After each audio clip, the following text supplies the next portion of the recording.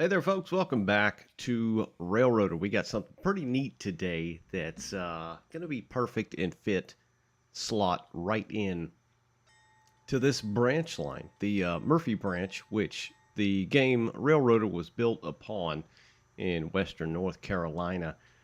This, none other being the Bud RDC or Rail Diesel car. Now, while the Southern Railway did not acquire any of these themselves, they were primarily Northeast, Canada, in those general regions and used quite heavily and still to this day in some degree.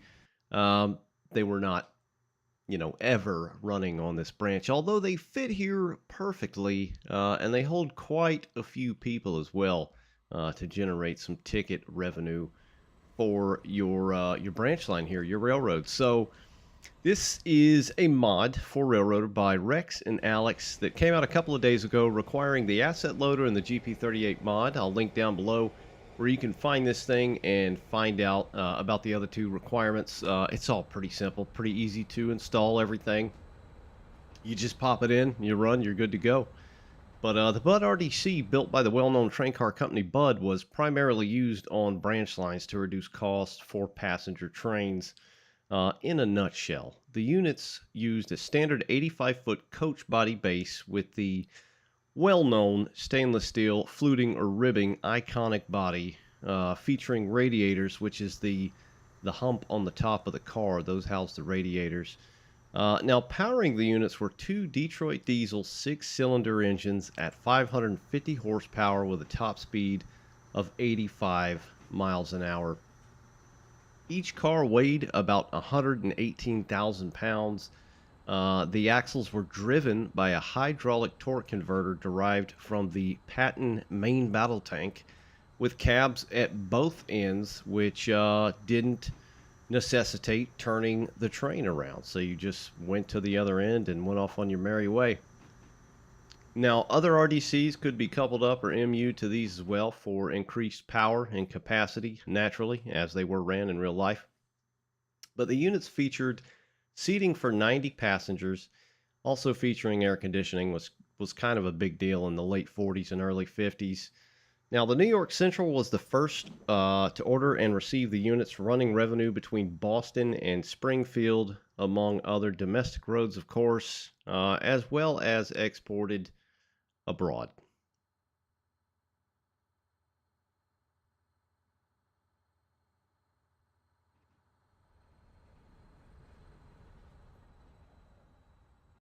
Alrighty then, guys, we're now within the game. We're going to take a look at the units, of course.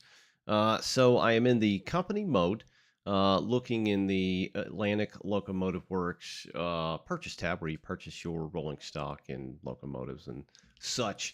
Now, it shows here these have a tractive effort of 10,000 pounds with a medium curve radius, so they can pretty much go anywhere on this line, of course, that has any passenger stations, including Alarka. Weight empty, 100,000 pounds, capacity 600-gallon diesel fuel, so that's more than enough. And then, of course, 90 passengers, which is right about where most of your coaches are in game. But the cool thing about this over the default coaches and or passenger trains you may have set up is this is an all-in-one jam, and that's kind of what they were built for in real life. They you know didn't require an engine and separate car. It was just an all-in-one kind of package. These are only $18,000 in game, so that's pretty darn cheap. So I'm definitely going to be using those to get rid of my standard passenger trains, especially on the Alarka branch. Um, so you're going to get two. You're going to get the RDC Chrome, which is the stainless steel, which looks very nice, might I add, in the game. And then the RDC. They are the same price, have the same exact everything, bits and bobs. It's just two different types. So let's go ahead and move it over into sandbox mode. Sandbox. Kitty litter time. All right. And we'll go ahead and what did I click on? Passenger. Yeah, so if you click on passenger, it just brings them all up here because it's kind of a coach. It's just got an engine in it, right? So I'm going to go ahead and hit plus on both. Actually, I'm going to get rid of that. We'll add the chrome first, the chromey boy. We got that one, and then we'll add the standard. Let's this thing wind up here.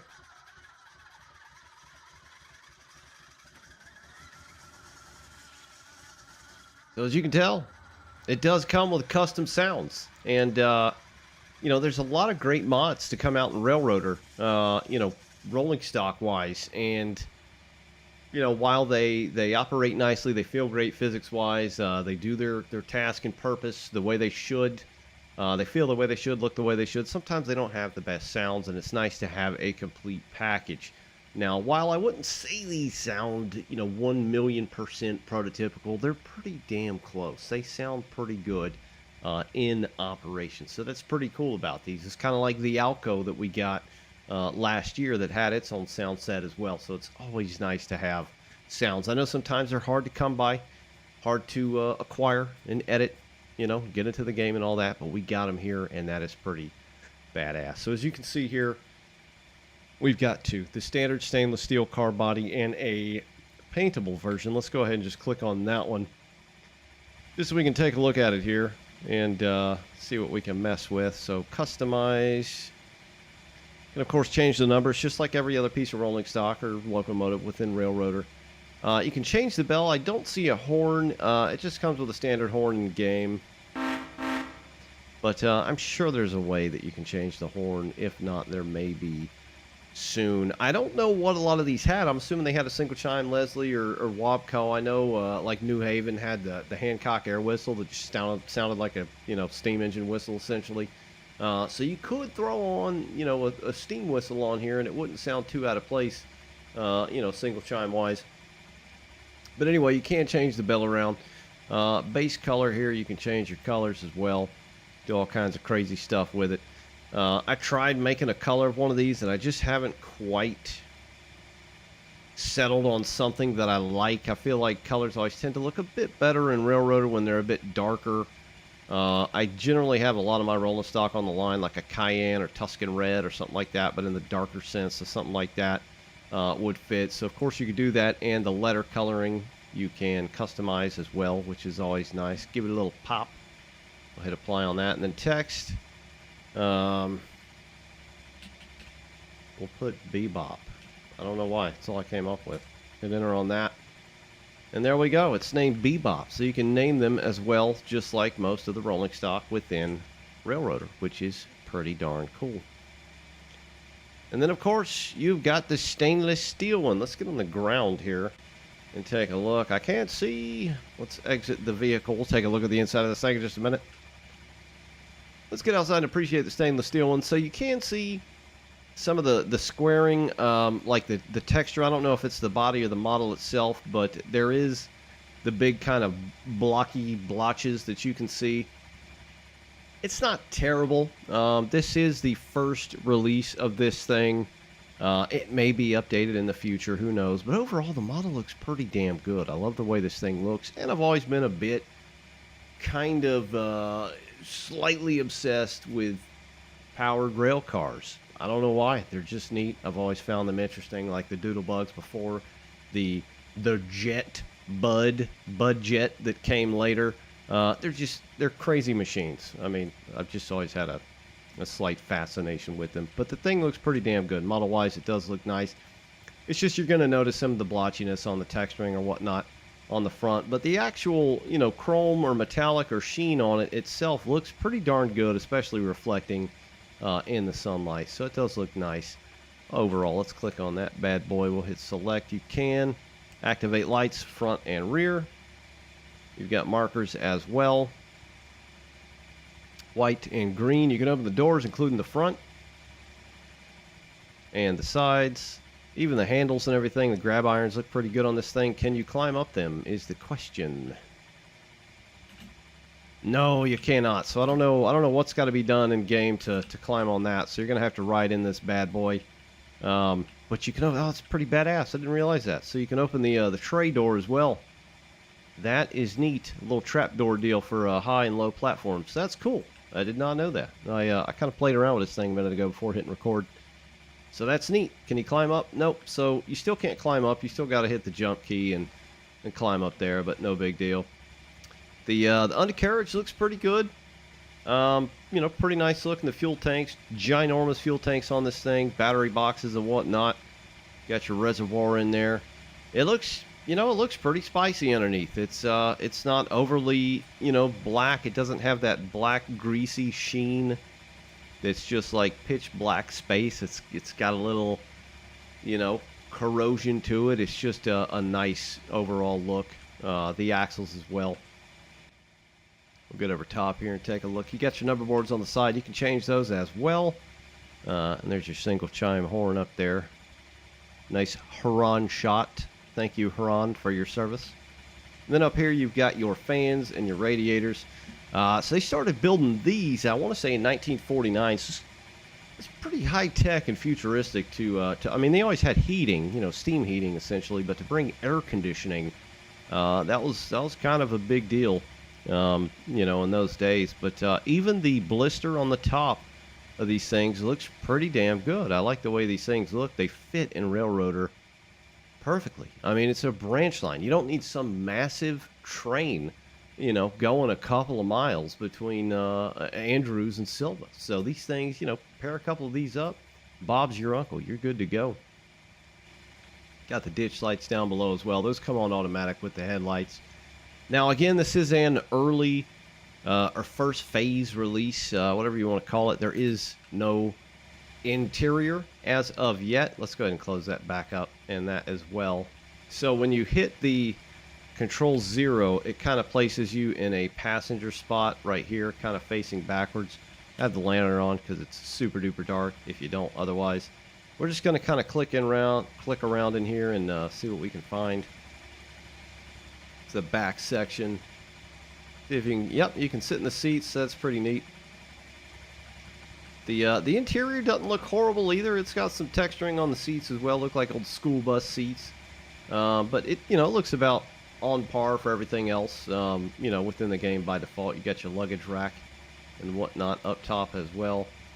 Oh, you can go in the pooper, although there is no pooper. So the door to the commode or the urinal is openable, but there's nothing in there. Big Sag, that door too. So this over here is obviously where you get in and out. This is the cab over here. I'm not totally sure kind of why you start back there, but a cab is included. This is your view out of the cab. The handles and the models in here are a bit rudimentary, but again, it's, you know, it's early. This may change overall, but it's nice nonetheless that you've got it in here. You've got your gauges complete as well. But let's get in this bad mamma jamma and take it down the line, listen to it, see what it feels like, all that good stuff. Do a couple run-bys and get with it. So let's go down here. Yep, wrong way. Used to getting on the other side there. Close the door, pop a squat. Alright, so the handles actually move, so that's nice. You can see the brake gauge there doing its thing. Reverser as well. Let's turn the lantern back on just so you can see. That's kind of funny how it went side to side like that, left or right. So that is there as well. Can you open the window? I don't believe you can. You can still lean out, I think. You might have to stand up for that. No, you can do it sitting down. Very cool. Alright. Let's check our trackage. Get us lined up. Make sure there's no trains on into Silver. We'll run this thing down the line in a second. See what it sounds like. Let's see. Let me get the volume up a skosh. There we go. Alright, it does not have a bell currently. Hold on. Gotta have a bell. Gotta have a bell. We'll do the GE. It kind of fits. Oh, you just can't hear it in here.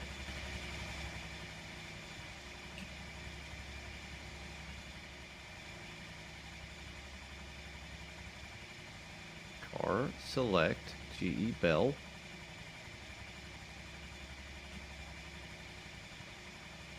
Okay, it's not working. That's weird. I was messing around with these earlier, and the bell most definitely worked. Hold on. Let's click this one. That's strange. Yeah, I had the bell working a second ago. But I'm a customized bell. Yeah, so it works. Maybe it's the stainless steel one that's not working for some reason. What am I missing here? Huh, that's interesting. So the stainless one is not working. Okay. Okay. Not sure what's going on. That may be a me thing. I wouldn't put it past that for 1 second. All right, here we go. We are on the wrong side. Jeez Louise. So we did load in on this side now, which is very interesting. Let's run back to the other side. All right. All right, here we go. Forward. I do have it selected, yeah. I think I do. Let's give it 1 notch.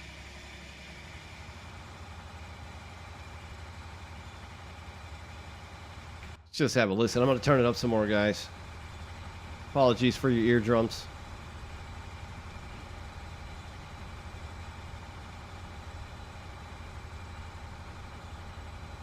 Just have a little run here down through Dillsboro, we're currently at, and into Silva. Give her another notch.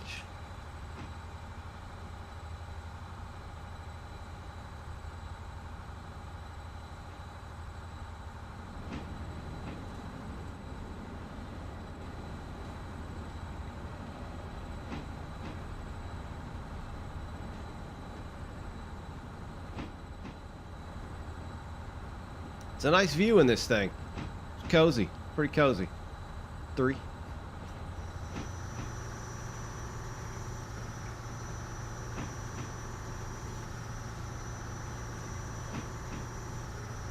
There is a little bit of loop in there once you hit notch 3. It'd be, you know, not gonna lie, it'd be lovely if that were ironed out, smoothed out a little bit, but beggars can't be choosers. I mean, not that I'm begging. This thing's badass, and it's free. It's a mod. It was brought to us by someone that likes to mod and wanted to share it, so very thankful for that. But yeah, I mean, it could be smoothed out. Let's try notch 4. It should largely kind of be the same. I feel like with these things, the little torque converter deals, the hydraulic deals, they were kind of weird in that sense. I don't think it was like your standard, you know, notching. I don't even know if these things had 8 notches, to be fair, either. We'll try 5.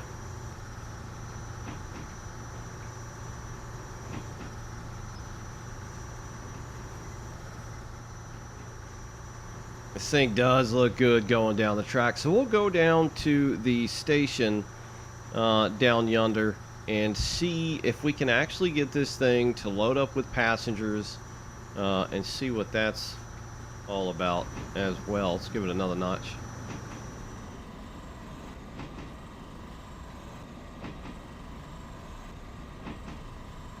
So it's almost like the prime mover sound just kind of disappears there.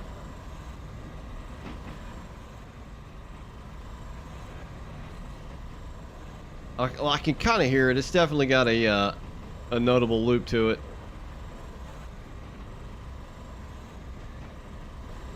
All right, let's try another notch.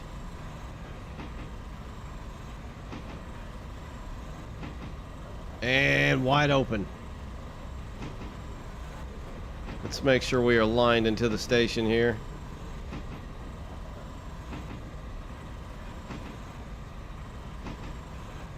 Yeah, not the best sound when you get to those higher notches. It you know, I don't even know that you're putting down any more power actually either with the upper notches.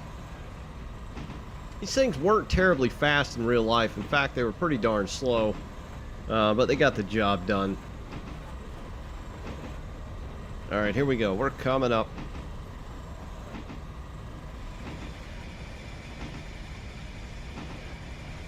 Give it a little independent. Slows down pretty good. I did change my braking force to the standard braking force instead of the lower standing force, or braking force, standing force, because I guess I did like to punish myself on occasion within Railroader.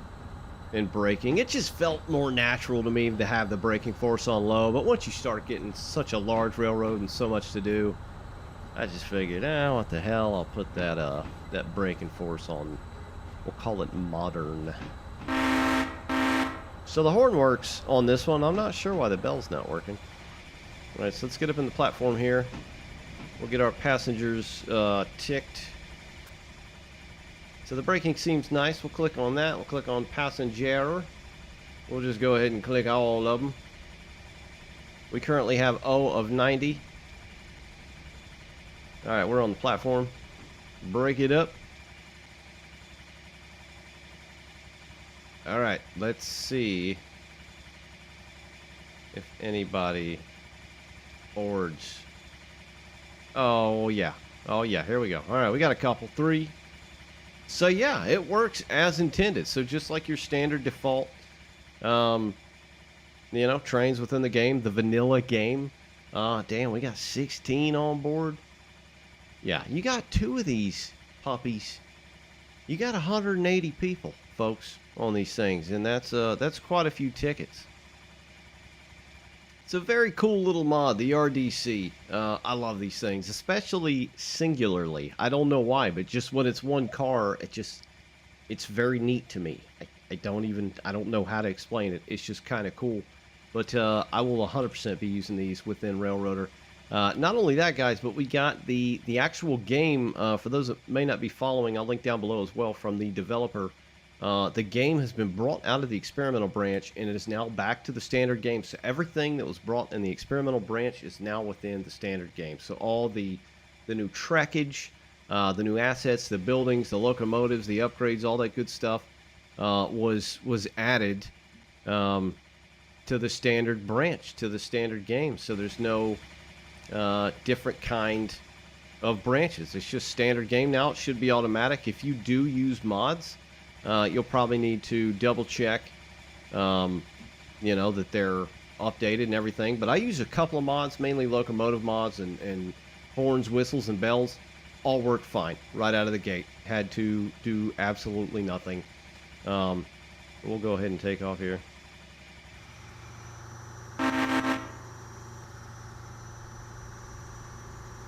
That's it.